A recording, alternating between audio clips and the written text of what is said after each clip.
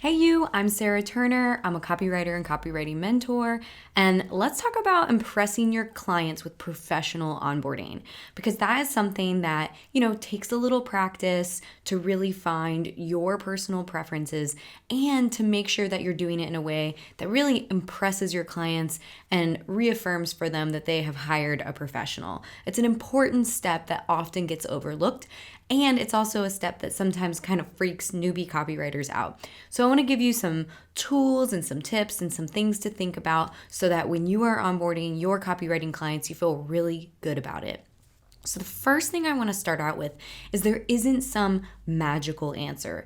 Everyone has their own process. And this is something that you will develop over time and you'll start to refine based on your own personal experiences. And the reason I'm telling you that is because I just want you to kind of feel a sense of relief that there is no real right or wrong way to do this. So there isn't some mystery that you are going to learn here and you're not missing out on some information. So just wanted to start out with that to kind of calm those fears of feeling like there's something that you just don't know, especially when you're first starting to interact with your very first clients. So with that in mind, I want to definitely take a second and reassure you that when you are onboarding your first few clients, it's going to feel awkward. It's going to feel scary. Imposter syndrome might get kicked up.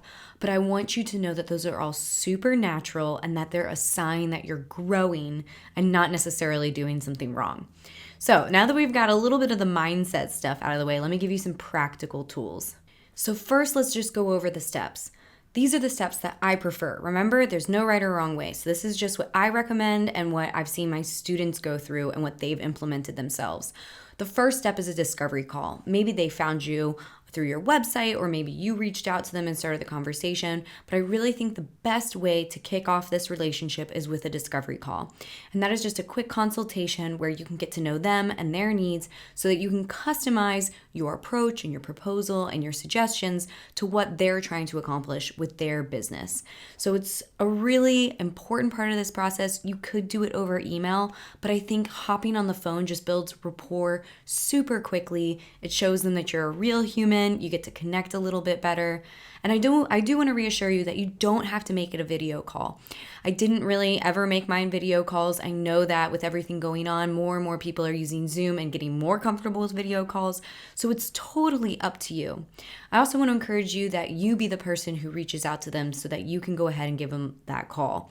Because I have found that it is much more nerve-wracking to be waiting for their call. So just go ahead, set the tone that you're the boss and you're in charge and you're going to go ahead and call them. The other thing to keep in mind on your discovery call is that you just want to ask a ton of questions.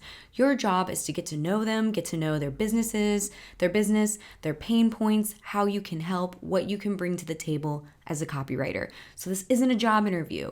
Really come up as their equal and set the tone by asking questions and leading the conversation. The next thing is to send a proposal email. After you've gathered a lot of information about them and what their needs are, you can put together a proposal email. I like to do an itemized list, and I really like to include maybe some best case scenarios and some, lower, not as ideal scenarios in case it doesn't fit in their budget. Usually people are going to want to go with the best case scenario, especially if you do a really great job at describing the value that that option brings their business. What are they going to get out of it? So never just have, a blog or a website copy page or a landing page. Make sure you take the time to actually explain what is the value they're going to get out of this. Because if you can explain that, it's going to justify the price that you're quoting them and it's going to make them feel better about their purchase. The other thing I want to say is make sure you take some time at the beginning of your proposal to really customize it and make it personalized because you want to really, again, start building this relationship. You don't know, this person might end up being one of your clients you work with for years to come. So take the opportunity to really make them feel heard. I always take the first paragraph of my proposal to really touch on some things that maybe I knew were concerning them or I knew that they were excited about. If it's something that I'm excited about too, I go ahead and touch on that in a really genuine way. Doesn't have to be forced, it can be truly authentic, and make sure it's something that you actually believe. So when you send that proposal, it can just be an email, a simple email, making a few recommendations, explaining the value and personalizing it, but above all, making sure that they really felt heard on that discovery call. So the next step is to agree to a test project. I'm a firm believer that you should go ahead and have a test project, whether it be one page of a website or it be a few emails or a product description, something small before you commit to a huge project. And this is not only to reassure your client, especially if you reached out to them through a cold email or some other outreach technique.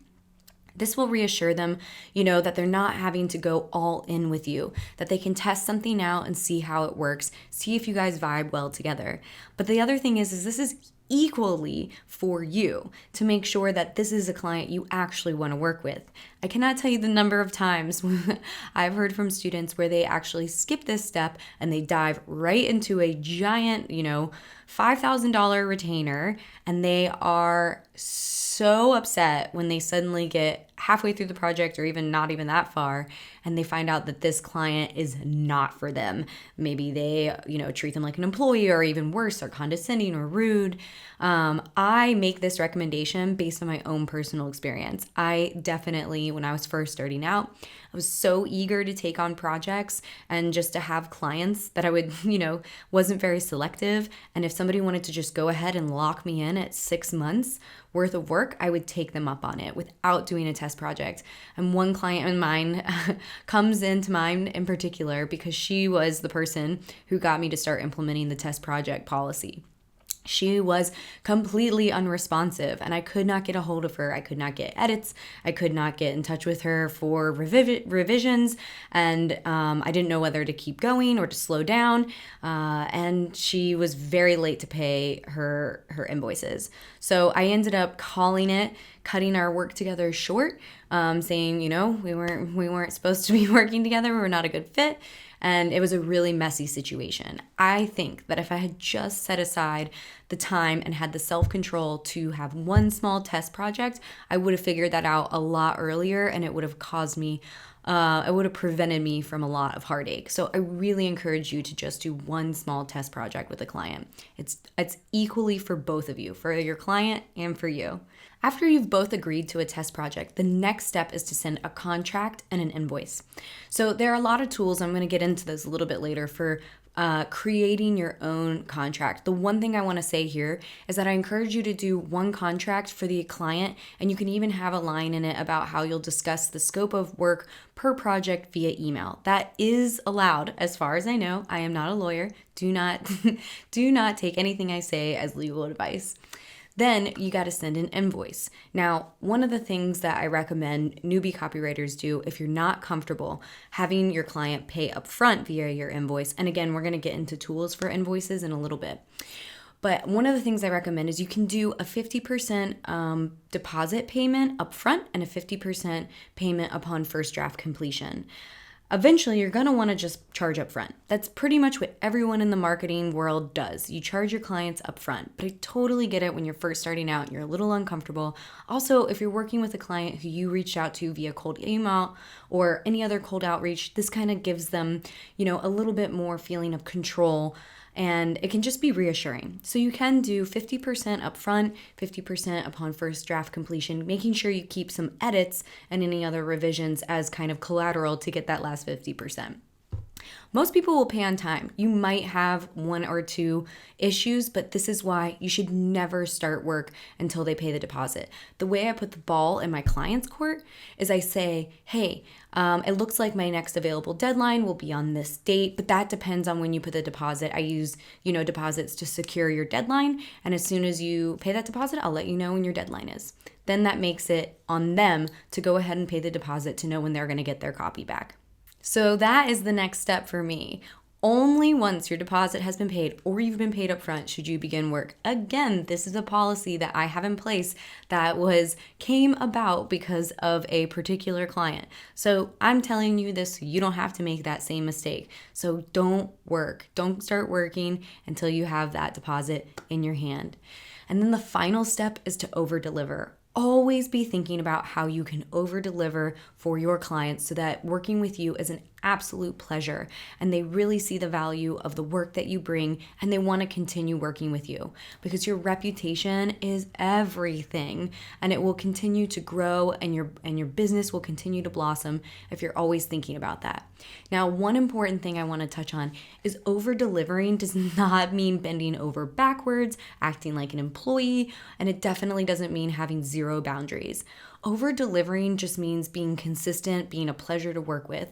And here are some of my favorite things that you can do to over-deliver. The first thing is simple. Just always be punctual.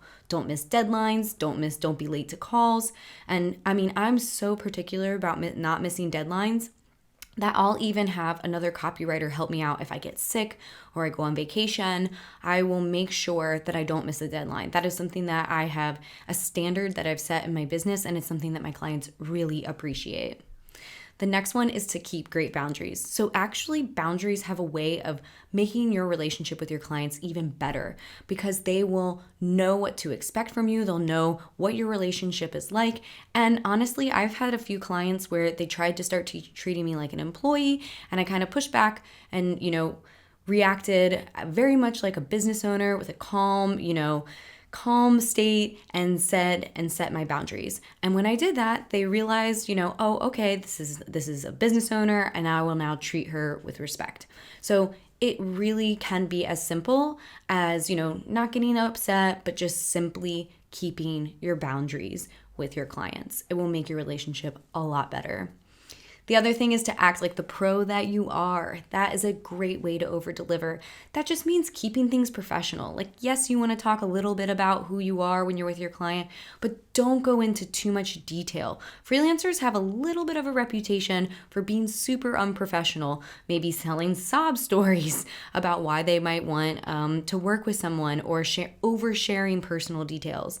Again, really want to encourage you to act professional, to put your business owner hat on when you're interacting with clients. The next one is set clear expectations. This is similar to boundaries in that when you set clear expectations, you define what the working relationship is going to look like. And when you set clear expectations, your clients are going to have an easier time falling into line and interacting with you in a respectable way. So keep in mind that you can always readjust and set expectations at any point in your process and engaging with your client. I like to do it a little bit in the proposal by saying, here's what I expect, here's how many revisions you get, here's about how long deadlines usually are. Here's how you know when you're going to get a deadline. Just go above and beyond in explaining your expectations and how you want them to engage with you. The next one is to just make it easy. If something is complicated or convoluted for you, it's complicated and convoluted for your client. So really, truly try not to overcomplicate the onboarding process. I see sometimes newbies love like tech and project management tools. They end up creating more work for their clients. Try and simplify and automate as much as possible. My next favorite way to over-deliver is to consistently level up your skills. Be a forever student. Always be learning, always be adding to your skill sets. For us as copywriters, that the sky is the limit. There is an endless amount of, skills and information that we can acquire to be better at our jobs. So always be leveling up and also be sharing your new insights with clients. My clients who've been working with me for 3-4 years have seen me grow as a copywriter. I now have been able to make more recommendations on a variety of subjects as I've gained experience. So be sure to start letting your clients know when you have recommendations that maybe are different from where you started when you initially began your relationship. I also want to encourage you to spend money on tools that save you time. So many newbie copywriters, when they're first starting out, don't want to purchase tools because they think, oh, that money's coming out of my paycheck. But again, this is a business owner mindset shift. You've got to invest in your business. And the good news is most of the tools that people recommend for making your business more effective and more efficient are not that expensive. Think about the cost to start a brick and mortar store, for example. Those can be so expensive. You would need tens, if not hundreds of thousands of dollars to even start your business. As a copywriter, you don't really need that much to get started. So don't be cheap. Spend the money on things that are going to make your business more effective and make you more professional, because ultimately your clients are going to pick up on that. And finally, always be cultivating and strengthening your business owner mindset. I know that freelancers have a hard time thinking of themselves as business owners, but you really are, and you really are already doing it. So you might as well just don that hat, call yourself a business owner, because it's going to make you better at what you do. And don't forget that mindset work. Okay, so let's get 5 tools for onboarding. First one is and.co, which is a great contract website that allows you to send contracts to your clients. It's specifically made for freelancers, so there's a lot of language already built in that you can use to make sure you cover your butt. The other one that I really like, or really that my students like, is called Legalzoom. I personally haven't used it, but I know a lot of people now who have used it. So people really love Legalzoom because it gives them templates that they can go ahead and customize a little bit to have it work for them. Docusign is a really great tool in case you need any signatures, or you create your own contract, or you hire someone to create a contract for you. That's another service that exists out there that I know a lot of people have had a lot of luck with. There are people who create custom contracts for freelancers just like you. The next recommendation I've got for you is Freshbooks. Freshbooks is what I use for invoicing. It's really simple, it's very professional looking, it's great because you can send clients payment reminders that come from Freshbooks and not from you. And it's just a very professional looking tool, and also their app is amazing. So I can be out sailing down at the beach and I can send an invoice to my client. It's really a wonderful tool. And finally, I want to talk to you about Dubsado. Dubsado is a tool that I am seeing freelancers just absolutely love. I personally don't use it, but I know that it has contracts and invoicing, as well as boards and other management tools that you can use to really streamline your onboarding process. Okay, let's wrap it up. First, there is no right or wrong way to do this. Make it your own process and tweak it as you go. Make sure that you're always integrating things that you're learning through interacting with clients to smooth it out and to make it more professional. And be adaptable. That's one of the best things you can do, is be adaptable and maintain a student mindset as you are always learning and always developing your skill set as a freelance copywriter. So thanks so much for joining me. Hit that thumbs up button if you liked it. Please don't forget to subscribe. And of course, I would love to hear your favorite tools in the comments. I'm always looking for new tools that people are really loving, and they're changing all the time. So I look forward to hearing from you. Thanks.